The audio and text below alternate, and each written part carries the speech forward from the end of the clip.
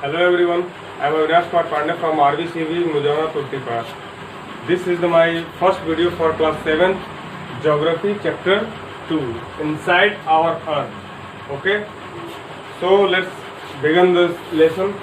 जैसा कि आप लोग जानते हैं अर्थ जिस पर हम लोग रहते हैं, तो ये अर्थ बहुत सारी चीज़ों से मिल करके बनी हुई है। पृथ्वी की अगर आंतरिक भागों के हम इनसाइड की अगर बात करें तो उसमें क्रस्ट, जिसको कि लिथोस्फीयर भी कहा जाता है, mental, core mantle boundary, inner core and outer core, ये सभी चीजें उसमें पाई जाती है। ठीक है, तो inside our earth, the earth our homeland is a dynamic planet.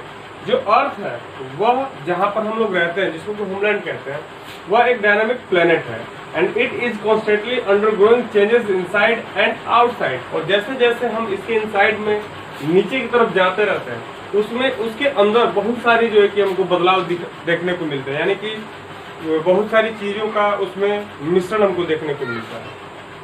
Interior of the earth just like an onion, the earth is made up of several concentrate layers with one inside another. जैसा कि आप लोग देखते हैं कि onion जब उसको हम ओपन करते हैं तो वो परत दर परत खुलती जाती है। ठीक है, तो वैसे ही हमारी पृथ्वी भी है। जो पृथ्वी है वह कई परतों से, कई लेयर्स से मिलकर के बनी हुई है। ठीक है, तो the upper most layer over the earth surface is called the crust. और जो सबसे अर्थ की जो सबसे ऊपर वाली लेयर होती है, ठीक है, अपर मोस्ट लेयर, उसको हम क्रस्ट के नाम से जानते हैं। ठीक है, and it is the thinnest of all the layers. और जितने भी लेयर्स हैं उन सभी में ये जो क्रस्ट होता है वो सबसे पतला होता है।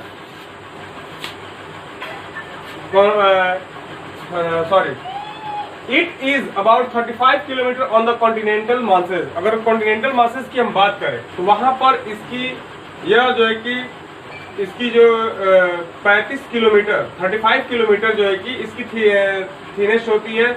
और अगर ओशियन फ्लोर्स की अगर हम बात करें तो वहां पर ये 5 किलोमीटर इसकी ये जो लेयर होती है वो थिन होती है।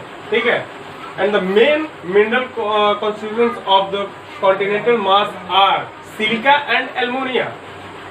जो मेन मिनरल्स पाए जाते हैं इस कॉन्टिनेंटल के अंतर्गत, कॉन्टिनेंटल मास के अंतर्गत, उसमें सिलिका होता है और एल्युमिनियम होता है, जिसको कि हम सियाल के नाम से भी जानते हैं।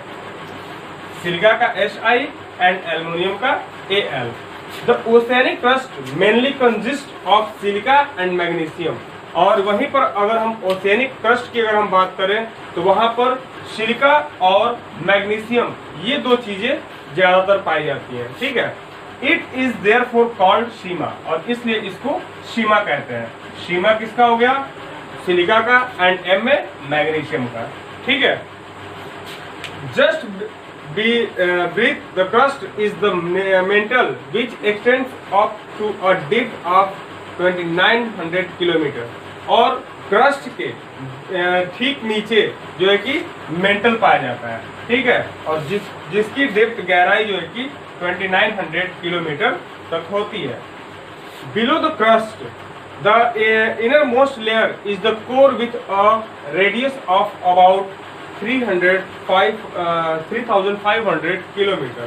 और जो इसका इनर मोस्ट लेयर होता है, जिसको कि हम कोर कहते हैं, वह उसका रेडियस लगभग 3500 किलोमीटर के बराबर होता है।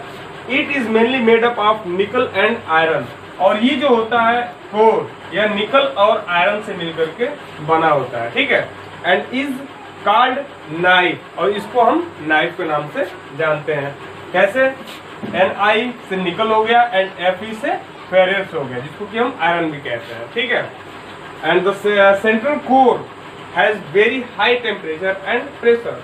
और जो सेंट्रल कोर होता है वहां पर बहुत ही हाई प्रेशर होता है और वहां पर का टेम्परेचर भी बहुत ही हाई होता है। अगर हम बात करें तो जो सबसे गहरी खान है विश्व की, वो कौन सी है? साउथ अफ्रीका की है, जहां पर लगभग 4 किलोमीटर तक की खुदाई की जा चुकी है। और वहाँ के इंजीनियर्स ने उसको वो लगभग 600 किलोमीटर तक की उसकी खुदाई आगे कर चुके हैं तेल की खोज के लिए। ठीक है, एंड जो अर्थ का जो डीपेस्ट पॉइंट होता है, सेंटर पॉइंट होता है, वो लगभग 6000 किलोमीटर होता है और वहां तक पहुंचना लगभग असंभव है। ठीक है, thank you, have a nice day.